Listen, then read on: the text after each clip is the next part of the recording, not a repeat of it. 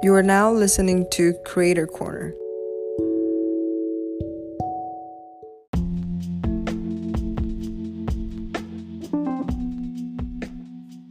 Hi everyone, welcome to Creator Corner. I am so excited about our guest today. Really excited to welcome Kaila Love to the podcast. Welcome, Kaila. Hey, thank you, Dahlia. Appreciate it. How are you doing today? I'm doing good, and I feel so honored to have you on here just to share with our audience a little bit about Kaila. I actually met Kaila, oh my gosh, such a long time ago when I was in high school. And Kaila actually led this poetry workshop for a scholarship group that we were a part of. That's awesome. And she just left such a long lasting impression on me. I remember I reached out to her. She was at Cal at the time and I was in high school. And Kaila, you were just the sweetest. You followed up with me on Facebook, and I remember I think my second year you shared your stats book with me. So you're just someone that awesome. I'm so incredibly grateful has came into my path. But I'm very honored to have you on the podcast today. Oh man, what a full circle moment. Thank you so much for having me here. I think that this platform that you and Mary have collaborated on is an amazing opportunity for people to share their creative journey. And it's really just awesome to see you lead it and take it away. And thank you for thinking of me. Of course. To give a brief introduction into you, Kaila, you're multifaceted. You're a hip hop artist, technology developer, and also a political scientist. So you are, across the board, like a Renaissance woman doing multiple things. But yeah, I want to hear a little bit about, what you've been doing most recently. I know you came back from Thailand. How was that? Oh man, it's so amazing because Thailand was an opportunity for me to slow down and just focus on one thing, which was writing my book, which I did, and it's published. It's out on Amazon, AI, the Bootleg Brain. But it almost is so counterintuitive that the more I slowed down and the more balanced that I became, the more productive I was. And here in America, it's always a constant grind, and I find myself working for, it's toxic. I'm addicted to just working. I could be here for 8 to 16 hours without leaving to see outside but not get as much done, get a lot done, but it'll be 10 projects at 20% versus that one project at 100% and having something to show for. So Thailand is definitely Einstein's theory of relativity in play, where it's just how time passes is so much up to our perception, and time just passed very differently in Thailand. That's beautiful, Kaila. It sounds like it was such a much needed pause, but also to maybe reinvigorate those creative juices you have going. It's so crazy after those really nice settled vibes in Thailand to come back to a place like the US where it's it just feels so ungrounded, so much going on. So I bet that transition has been interesting for you for sure. Thank you. So I mean, before we get started to our nitty-gritty questions for you, we do like to get some rapid fire questions out of the way for all of our creatives that we speak to. So these questions are super rapid fire, and anything that comes to mind is pretty fair play. The first being, okay. If you could have a rap battle with any artist, who would it be? Any artist? Who's somebody I really don't like? I don't even know. I don't know. Maybe it'd be just a archetype, like a Sexy Red or something like that, maybe. Okay. No. Would love to see that one. I just feel like it wouldn't be, it would just be a contrast, that's all. Gotcha.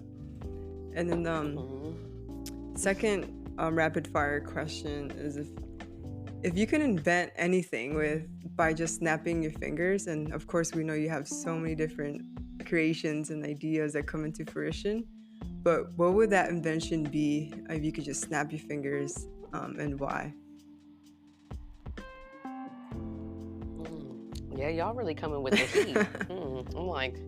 I'm these are supposed to be rapid fire, and I could contemplate on these for a long time. If I could snap my fingers, I think it's what I'm building. It's just a a money-making machine for artists and entrepreneurs and creatives. Just like, okay, here, you invest this, you know you're going to get this much out, and it's going to be automated. Drag and drop. Let's go. That's awesome. And just the ability for people to tap into revenue. That's awesome. The connection. No, that's amazing. You know, Mary and I started this podcast about a year ago now. And when we actually started Kaila, we were really focused around like NFTs and creators and crypto and creators. So it's so amazing to be in this conversation today with you that's like been so focused on that lane. At least, you know, I've been following, you know, that new AI book in January, and really just looking to empower those creators with those digital tools to, like you said, help them bring revenue. But, you know, just to take a step back, I read on your website, and I love the story you shared on there, but that you essentially started rapping to impress a boy when you were 14. And can you tell us a little bit more of that? Was that the start of your creative pursuits? I think I wrote poetry a lot before then, but it was like I could never call myself a rapper because, I don't know, I just feel like then people think that you need to perform on the spot. There's a lot of stigma around it. There's not a lot of girl rappers at this time. So it just felt like a lot of pressure. So I'm a spoken word artist, right? Which was BS because when I looked back at my old poems, they grammatically and like the rhythms and the patterns fit a rap structure, right? And but there's this boy, and I just thought he was so fly, and he rapped, and I was like, man, I gotta impress him. I gotta do something. I gotta stand out. You know what I'm saying? It's like, man, I wrote this rap, and I'll come and I would listen to him, you know, on the porch with his friends. They freestyling and stuff, and I'd just be like there, the cute little girlfriend, like listening. And then got to the point where it's like, oh, I think I could do this better. And then I just kept going, and I never stopped, you know. And I feel like in the end, I did it better. Yes, two degrees later, and you're definitely still killing it. Thank That's you. awesome. Shout out to that boy who needed some impressing from you, so I'm taking you where you're at now. But I mean, for real, huh? No, I mean, something that really intrigued us about you, Kaila, is also your activism with youth. And, you know, from what Dahlia's experience was, you hosting a poetry slam for youth while you were at Berkeley, which go Bears, by the way.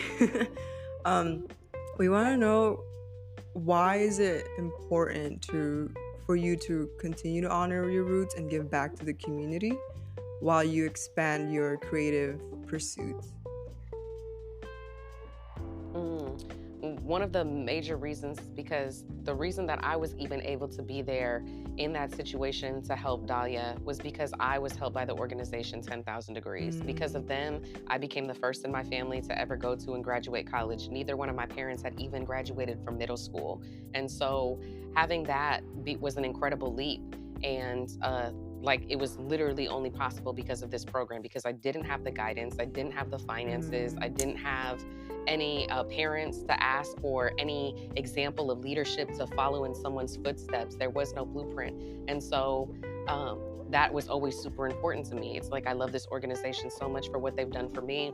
And of course, I want to be able to keep that going. And so Dahlia was simply the next generation, and there's already more generations. And it's such a strong community now, seeing what the impact of a college degree can do, because it's not just the knowledge that you gain. It's the relationships, it's the networking, it's the social skills, it's the organizing that I did with like Students for Hip Hop and Vagina Monologues.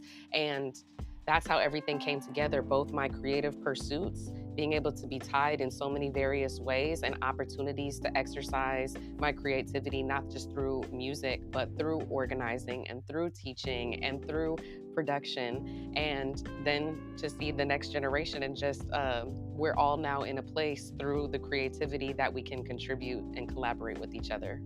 No, that's amazing. Kaila, definitely love that. No, definitely. I was going to say, this just reminds me of like I said, I met you through a poetry workshop, and I saw that, you know, even like years after that, you were still working with youth in the Bay Area. You were hosting like spoken word, you know, I think like hip hop groups as well. So it's something that is just so embedded in, you know, what I've seen, at least in following you for the last, I don't know, 10 years. It's crazy, but so embedded who you are. And I'm so curious, you know, you've had so much experience working with youth. What have you seen has been the biggest benefit of sharing, you know, creative expression with youth, and really empowering them to be able to do that through spoken word or poetry and music?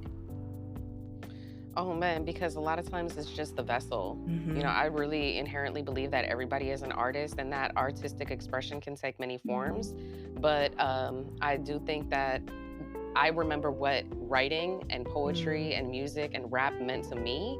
And before I had ever thought about doing it on a commercial level or doing it for other people and performing or monetizing, it was just a way of me letting something off, just, you know, feeling really depressed about, you know, not having parents, or having, you know, meeting my dad in jail when I was 17 through a television screen and a phone, or my mom being on drugs, or being separated from my siblings, or just, you know, all these experiences that I had no outlet except really to write about them.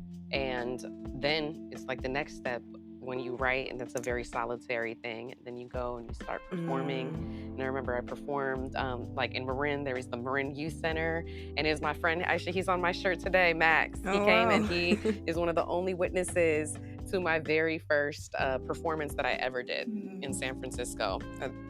And yeah, and so from there it was like, okay, next, like bigger stages, and now I'm going to organize my own stages. And so that's why I think that the creative expression is important, because it validates youth. It provides an opportunity for them to express themselves in a healthy and positive way. And then when they have that performance, when they get tips, when they get their first paid gig, it just is so validating that, look, I was able to do this with my cultural ad, with my experience, with who I am. And so I love seeing that. Oh, it's awesome, Kaila, because I mean, I think a theme we hear from a lot of different creatives from different paths is how their art and creativity is so healing to them, and whatever definition they define healing, whether it's, you know, letting things out through paper, through a product that they're creating, through like music and other forms, even theater. I think, yeah, like creative pursuits are a form where people can really express how they want to express things. So it's really awesome to hear that. Yes. And yeah, you alluded to it a little bit, but that progression and evolution from one, just letting things out via paper, but then performing it, and then now creating your own stages and audiences. But as a creator and now an entrepreneur as well, what would you say are some parallels to being a creator and then evolving to more that entrepreneurship role? And how have you applied that to your business initiatives and endeavors? I think that so much of entrepreneurship in 2024 is marketing, especially when you are a solo entrepreneur, when you are a small business. That is 80% of entrepreneurship. And what makes a good marketer is somebody who, yes, understands psychology, understands data, understands, you know, the way that people can react to things, how things can go viral. But everybody's now trying to crack the code, figure out, oh, what's the best way? Is it this paid ad strategy? Is it, you know, flyer marketing, whatever? And I think that the best marketing is creative.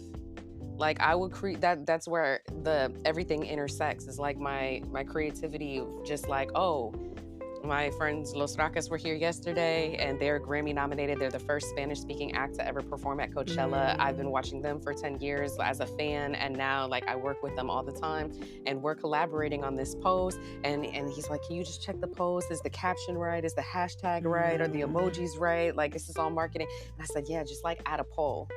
That little thing, right? It's just that's my creative contribution. It's like, hey, we have to have something interactive. So even though it's not like a poem or a picture, it's just like being creative with the marketing. And that's where I think that artists can have a significant advantage and an edge over traditional businesses that are just doing this very stock, very sterile, very by the book, just marketing, and having the courage, because to be an artist, to be creative means to have courage. And that's why I think that they'll have an edge in entrepreneurship.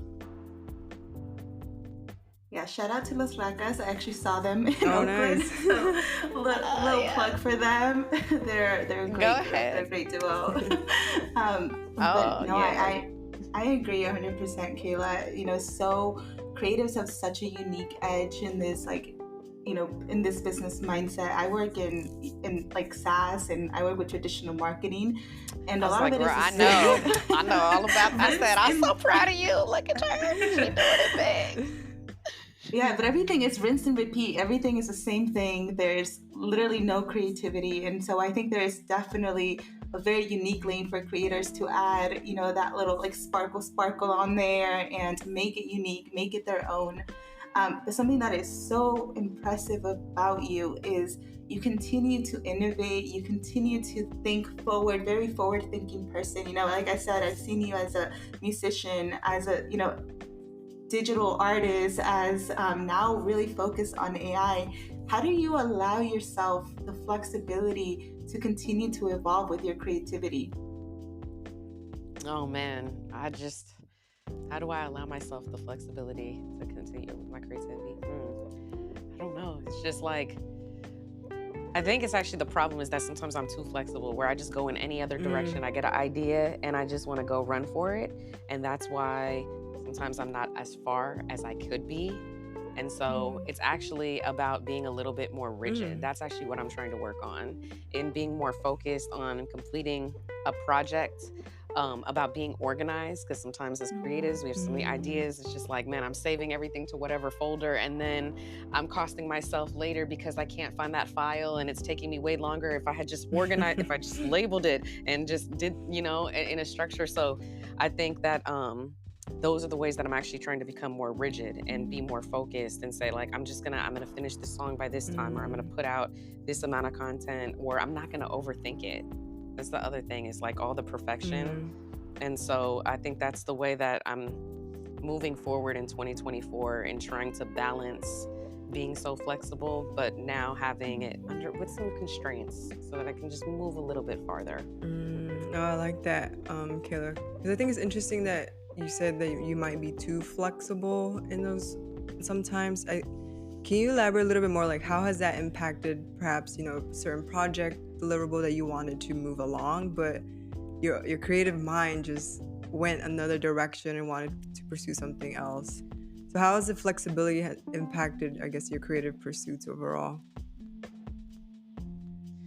Oh man, because I'll sit there and I'll be working on something, and then I'll get a really good idea, and then it's like a dog that sees food or something. It's just like, oh my gosh, what was happening in the minute? I'm just going after this, and it's just like, oh, which way? And so just having to be super mindful, like the Pomodoro method, or putting up sticky notes to be like, work on this, or having people hold me accountable, or setting up certain meetings and milestones, because it is the blessing and a curse. I feel like I can come up with infinite ideas, and I have ideas that I know are super innovative, that there's not people doing it, but it's just also realizing that as flexible as my creativity can be, and ideas, and be multimodal and all this stuff, that the one thing that truly matters is execution. And that is what separates the dreamers and the people that are smart and creative from the people that are making money.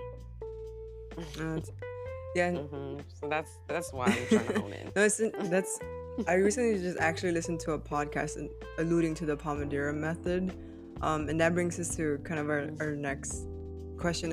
Are there kind of specific routines or even time management rituals that you follow to really get your creative juices in this constant flow state, where your projects and your creative pursuits continue to align with who you are, but also your end goals?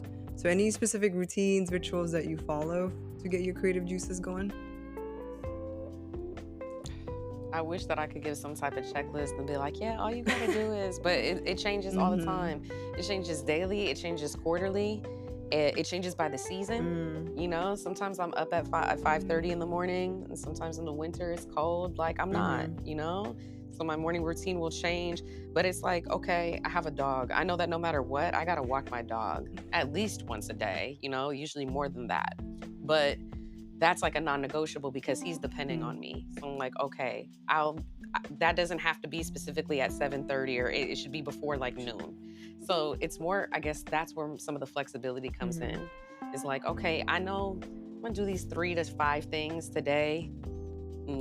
And I'm going to allow myself the flexibility if something comes up or my friend calls me and they need something and I'm talking to them way longer and I was supposed to go to the gym, I'm going to have the flexibility to just reschedule the gym at a later time. So it doesn't have to be in that specific time frame. I mean, I'm going to shoot for that, but hey, as long as I check it off my list at the end of the day. So yeah, this is the way that I'm trying to practice flexibility, but still have that like rigidness. So it's not really like, I don't know. I think that doing the hard thing first thing in the morning before noon, that's one of the more practical rules, I guess, that I would say that I have. Yeah, I'm very similar in that way. I try to get only like 2 or 3 things that I really want to accomplish and just kind of leave the rest open-ended, because I know I find it really hard if it's like very organized. Then it's really hard for me to remain in that structure, because I'll end up being really hard if I don't accomplish that. Exactly. So no, I think definitely a lot of flexibility in terms of the creativity process, but also, like, to your point, making sure that you are executing and you're actually delivering on what you're setting out to do. But recently you released AI, the Bootleg Brain, and you spent some time in Thailand really writing this book. Can you share a little bit about what that creative process was like in Thailand? You said it was a very grounding and balancing experience, but what was it like to be really honed in on writing this? Oh man, well, I guess I should give some context. So some context is that I have just, ever since I turned 30, and I'm about to be 33 at the end of March, like my life just went downhill. Like my grandma got sick, like she had to come move in with me and my boyfriend. I was taking care of her. I like injured my knee when I was presenting at a music conference. I couldn't walk for 8 months, which is where I learned how to like create software and really hone in on like learning no-code coding. And then my grandma passed away July 5th of last year. A month later, my auntie and my cousin died in a freak carbon monoxide accident. So I went from like never seeing a dead body before to seeing 3 loved ones deceased, their bodies, in a month. And then there's this grant that I've been working on for like a few years that I was supposed to get. I didn't get that. It was the anniversary of my friend Max that day. And then I just couldn't take it. It was just like I had no outlet. And then like it was September 1st and I slit my wrist and I went away for 3 days to a psychiatric hospital. And the police, like, they put handcuffs on my bloody wrist and wrestled me down the street. Like, they cut my shirt open and like injected me with stuff that just made me more angry. And it was just like, I really felt like I was going to die. It was just so much pressure, so much trauma that I had experienced in the last 3 years. Like, not even including just my upbringing, which was all like re-triggered. And that's when I was like, I have to make a choice, because I'm gonna die if I continue down, or I'm gonna live. And so me going to Chiang Mai and writing this book represented me living. So even though I'm writing a book on AI, which seems so impersonal and so sterile and so, this book has so much soul. This book has so much intention. I cried so more than I ever have in my entire life writing this book. And this is not a memoir. This is a book on technology. But the emotion that I put behind this book, because I really believe that there is no time like right now in human history. I believe that I am alive to spread this information and to give people who have traditionally been left in the margins at least a fighting chance to be immortalized in the future, because it's going to get crazy. Artificial intelligence is unlike any invention that has ever been known to mankind, and it will transform every industry and everything we know about life. And I want as many people that look like me and you, people that, from 10,000 degrees, like breaking the barriers, becoming first generation college graduates, to do what? To make an impact and truly change the world. And right now, changing the world means being part of this tech revolution. Making sure that we are represented in the code, in the algorithm, that we are not erasable. And not only are we represented, but we have impact. We have the ability to craft and create and influence these systems for generations to come, for our entire human species. And that's what I'm thinking about when I'm writing the book. Snaps to that. Yes, yeah. That's wow, that's fucking amazing, Kayla. And I do appreciate you sharing your story. And yeah, just sharing everything that led up to this book was so intentional, so wholeheartedly pure, and it came from all your experiences from the past to the present and leading up to where like your whole vision for this book and the impact you want to make for the generations to come. So really appreciate you sharing your story. Yeah, Most definitely. we chatted with some, other folks that are in the AI space a while back, and what you're saying there about there's such an opportunity for people that look like us that are first generation, low income, to get into the spaces. It is a huge opportunity because when you're in the Silicon Valley, there's nobody that it looks like us that's thinking about this technology and reflecting that into how it will affect our community. So amazing that you are, for lack of better words, spreading this gospel on AI, because it is something that could empower creators to build a revenue, stream. It is something that creators will need to adjust and understand in terms of, being able to have that financial freedom in the future. And what I love about you, Kaila, is that this is like you created this company and there was like no space for this. You're like innovating the space, like the first female to release the NFTs for music. So you sold your music for NFTs. Like that's huge. So you're just like innovating and really blazing this path. And like I said, I really appreciate that you do it not for yourself, you're also doing it for the people that are coming behind you. And that is so incredibly powerful. And it's like one of the reasons why I've followed and appreciated you, because it's just incredible that you think about not only what's happening here, but also like who's coming behind you. And so that's amazing. I appreciate you sharing that. Oh, thank you so much. Yeah, I appreciate you just giving me the platform to speak on it, because I get fired up. Yeah, I think we'd love to hear a little bit about your insights on, even though it's so apparent, like the impact of what AI can do with creatives and their art and their artistry in general, there's still a lot of perhaps hesitancy of like using AI to really elevate and enhance someone's creativity. It could be a lot of different reasons, from lack of regulations, not mistrust in the AI systems because they're not representative in the algorithms. But what else do you think are other reasons that creators are not fully embracing this AI landscape that we're on? One, if you are not a tech person and you hear this and you feel like it's constantly being shoved down your throat, that it's this like hot button marketing word that is going to come and go as fast as NFTs did, which are still around. The technology is solid. It's just the application was not. And it's just, I understand. It's a lot. Look, I'm already just trying to survive. I'm trying to pay bills, especially if you're in the Bay. You have so many considerations. You might get bipped. There's your window, $300. You're trying to take care of some kids. You're trying to like coordinate pickups and all this type of stuff. I don't have no time to learn AI. That's not for me. So there's one, like a mental barrier. Two, of course, there's biases and there's considerations around privacy, around government surveillance, around solidifying the powers that be have. And these are all valid. I talk about a lot of the cons in my book, and still weighing out and keeping all of those cons, even that if it's theft, that it gives no credit, all of these things. But it's like, what am I supposed to do? Oh, okay, because I have this moral, like, oh, it might take away from an artist that I can't see or give credit to, that I should never use this tool that could make my life easier, my workload, that could earn me some money so that I can feed my family, so that I can teach other people how to create passive income streams so that they could survive out here in the Bay without having to work 2 full-time jobs while being a full-time single parent. No, it doesn't make sense to me. Like, nah, we gonna get this money. We gonna figure this out. No, we gonna build together. We're gonna use this to our advantage, because that's what they doing.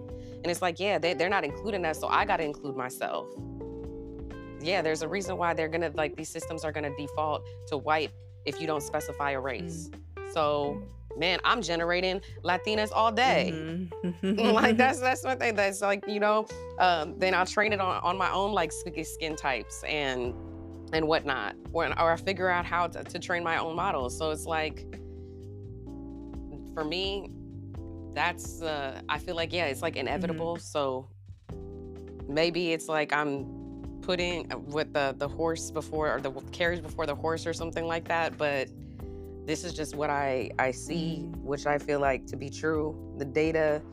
And I just feel like I can't miss out on this opportunity. I've always felt that I was behind my time. Now I kind of feel like I'm ahead of my time, but at least my time is coming. Yeah, definitely. I think you are a very forward-thinking person. And, you know, I said it a little bit, I'm in the tech space, and that's every conversation we're having on the ground with like businesses and folks. It's like, you know, what's your AI looking, and like, what's your strategy there? So it's something that is so like prevalent in these like big corporate conversations, and on the individual creator level, it's not happening. So for you to be a catalyst of instigating these conversations is so powerful. I saw that on Valentine's Day you had like a workshop so to cool. like just really help folks like build like virtual digital Valentine's Day cards, and that's like such a digestible way to learn about AI. I was gonna join, and I had a conflict, but I saw that and I was like, wow, this is like, I want to tap into AI. This is such a perfect way to, you know, step into the space in such a digestible, small way. So you're definitely like, you know, there's workshops out there, there's courses that you're building, and even just that specific event that I saw, it felt very digestible to someone, to a creator that is just curious, just interested in learning, and might not have that full technology background. Yeah, absolutely. Because at the end of the day, we all use an AI. Like, I look in and be like, oh, you against AI? Oh, have you ever used Google Maps? Right. Oh, okay. So you've used AI before. Oh, have you ever picked out something on YouTube or Netflix that was recommended to you? Oh, okay. So you've been using AI. Okay, come on now. Like, it ain't new, you know? Generative AI is new. I understand that. But it's like, at the end of the day, we've been using it. You've used an automatic hand sanitizing dispenser? Okay, you've used AI. Yeah, it's so interesting how some people think that AI is this big monster robot that's gonna take, you know, jobs, or in the internet space as well. But it is something that we have used for a while. It's just there's a different evolution to it now with generative AI. It's just continuing to evolve. And the thing about it is it will take jobs. It's inevitable. If you're a small business owner and it's like, oh man, I gotta hire, you know, I don't have money to hire these people, but I can have this system that replaces 10 employees for this amount. Of course you're gonna do that. That's, I wish I had a solution. I don't. I can only see what is and be aware of it, and keep that in the back of my mind as I navigate forward. But yeah, there is inevitably going to be massive job loss, and there already is, you know? It's just, that's why I just feel like, well, then let me empower as many people around me so that we have a fighting chance. Yeah. And you know what the interesting part of that is, if there is going to be like a shift in the job market, and you know, all these jobs that potentially will go to AI, or will go to AI, but like to your point, it does open the door for new ways to innovate, new ways to like build their skill set and be prepared for this, you know, we're in this AI revolution, and really just empower ourselves to better understand how to work within these fields. But, you know, I was talking to my sister, she's in college, and she was like, well, I don't even know anything about AI. And it's like, we have all this group of young folks that are so new to them, that they're feeling underprepared for this AI revolution or whatever. And it's a lot of fear that's there. So like individuals like you that are trying to demystify it is even more powerful, in my opinion, just based on, you know, conversations I had with my younger sister, because it's like, it's a whole lot of, it's a black box, basically. Wow. Thank you for bringing that up, because I'm like, oh man, what do I need to do? I'm working on building my YouTube channel and putting out just more free content, and not really worrying about the quality, and it has the perfect edit and the zooms and the sound effects, and just recording and going, because I have so much knowledge to give that I can give just pretty much just straight out without a lot of preparation. The time-consuming aspect is polishing it for social media. So I'm just kind of like feeling like I just need to get it out there. It doesn't matter, you know? Yeah, no, that's awesome. Thank you for sharing Yes, we that. need Yeah. it, Kaila. No, definitely. I'm trying, man. I'm fighting with the algorithm constantly. That's the freaking rap battle that I want to do. I'm trying to battle the algorithm. No, that would be a good one for sure. Maybe that's a future creative pursuit. Right. But I know you mentioned that you're trying to launch your YouTube channel, or just for more for raw content, for workshop purposes, or just sharing or spreading the knowledge. But what else can we expect from Kaila Love? I mean, you're in so many different spaces, have impacted so many different life, from youth to creators to entrepreneurs. But what else can we expect from Kaila Love in 2024 and beyond? Well, what you can expect is like a lot of custom GPTs, a lot of AI education, probably another book or a couple more. My Bootleg Brain music album. So it's like basically trying to even make it more accessible than the book, but putting it like in a music form, just like content. And my software Go-Getters, which is just like really building this pathway to make.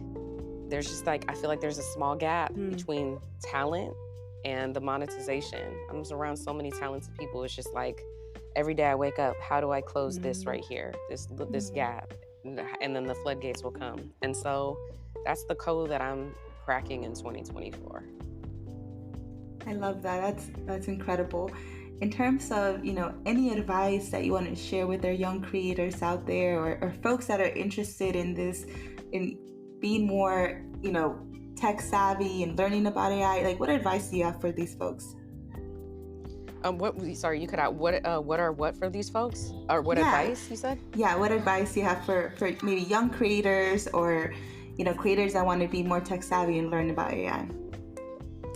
Oh man, just put stuff out there. Don't worry about the perfection, because you can always get better. And this way you'll have a catalog that documents things for one, people. They can see, oh, okay, look at how much they've grown and compare your progress. And for yourself, for you to reference and for you to also document your own progress, because there's just so many things that I always felt like I had to be perfect, or that there was going to be this perfect time, the right time, a righter time to put something out, and then I just wasted time, or that laptop got stolen, or that hard drive got corrupted, and then I lost the files and nothing ever came from it, and all, So I think that very strongly, it's never as good or as bad as you think it's gonna be.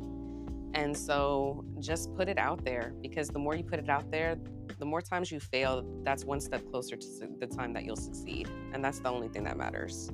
Yeah, we love that. And I think we've heard also that theme from other creatives as well. As creativity is such an iterative process. It doesn't matter where you start. There's no such thing as the right time, because it's going to continue to evolve and be like an iterative thing, where you're going to continue to fine tune that craft, or that artistry that the creator is making. So appreciate that advice, Kaila.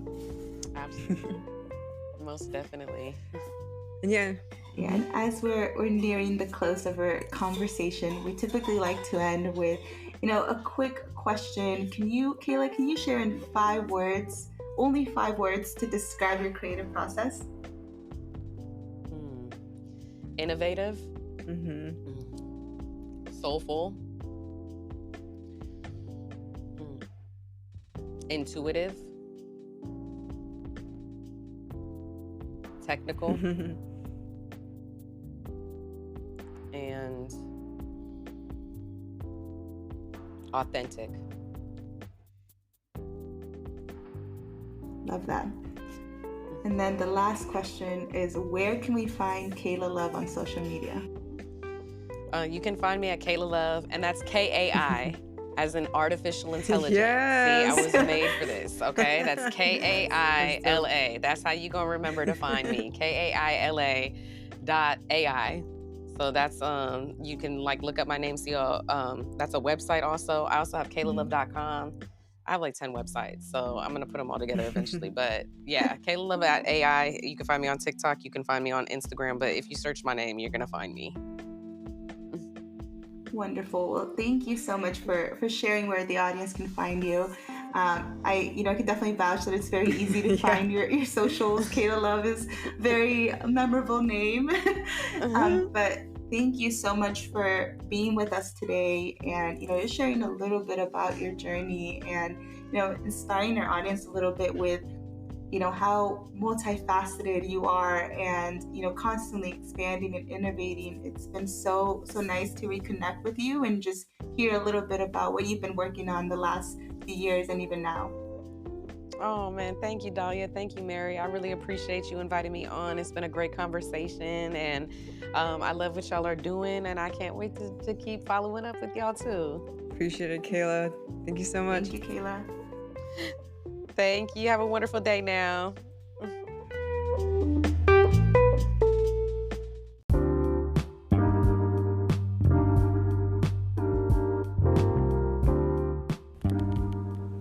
Thank you for tuning in. Creator Corner is a podcast production presented by the Ars Network. It is hosted by Dalia Zaragoza and Mary Figueroa. This podcast is edited and produced by Muhammad Abdullah Kawish.